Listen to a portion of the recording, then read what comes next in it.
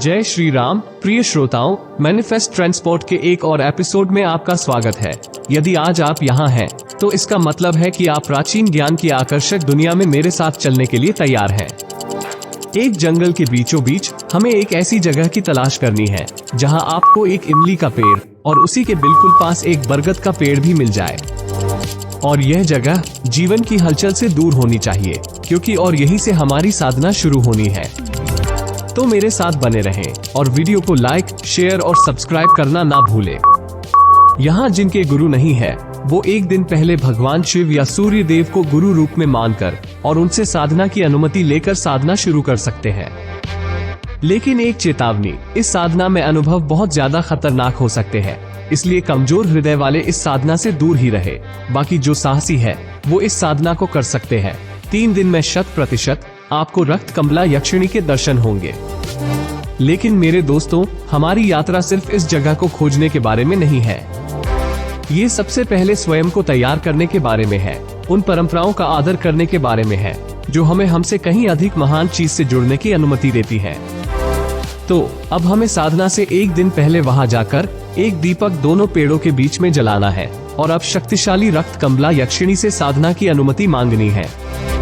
मेरे मित्रों, ये कदम महत्वपूर्ण है। ये किसी मित्र को घर में आने के लिए कहने जैसा है। ये सम्मान के बारे में है, सद्भाव के बारे में है। रात्रि शुरू होते ही आपको अनुष्ठान शुरू कर देना है। सबसे पहले वहाँ एक दीपक दोनों पेड़ों के बीच में जलाना है और ऐसा अगले 3 दिन तक करना है। दीपक जलाना हमारी साधना की शुरुआत का प्रतीक है। और फिर कुछ अनोखा, कुछ ऐसा जो आपको आश्चर्यचकित कर सकता है। हमें रोज अगले 3 दिन तक एक मुर्गा साथ लेकर जाना है और उसे साधना होने के बाद वही जंगल में छोड़कर घर आ जाना है। अब आइए साधना के असली हिस्से मतलब मंत्र जाप पर आते हैं। लेकिन सबसे पहले एक महत्वपूर्ण बात, मेरा निजी दृष्टिकोण है कि हम सबका जीवन चुनौतियों से भरा हो सकता है, लेकिन हम सब किसी के भी जीवन में बदलाव लाने की शक्ति भी रखते हैं। जो लोग अपने जीवन से संघर्ष कर रहे हैं, उन लोगों की मदद करना हमारा कर्तव्य है और यही हमारा लक्ष्य होना चाहिए। हम आपसे समर्थन के अलावा कुछ नहीं मांगते हैं।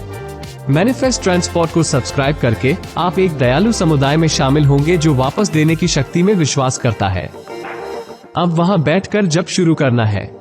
3 दिनों में इस मंत्र का 3 लाख बार जाप करना है, मतलब रोज 1 लाख बार जाप करना है।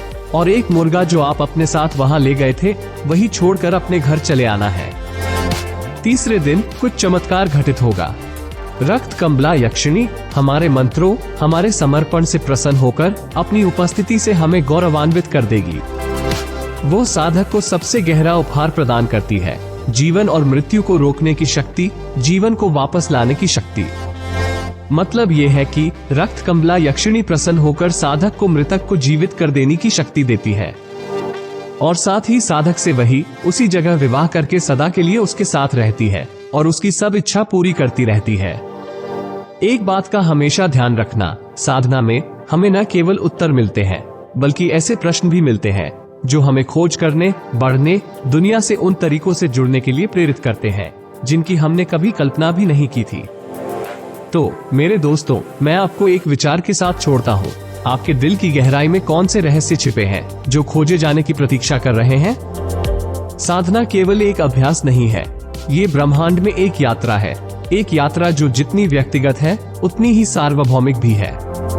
यदि आज की साधना ने आपके भीतर कुछ हलचल पैदा की है, यदि आप अपने अस्तित्व के रहस्यों का पता लगाने के लिए उत्सुक हैं, तो मैं आपको पहला कदम उठाने के लिए आमंत्रित करता हूँ।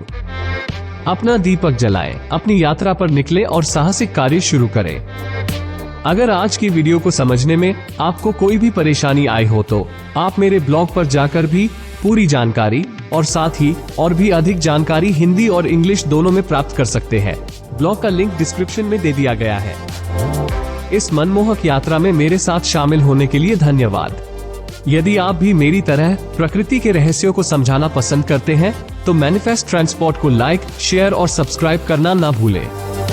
अगली बार तक साधना करते रहें और याद रखें, जो लोग विश्वास करने का साहस करते हैं, ईश्वर हमेशा उनकी पहुंच में है। जय श्री राम।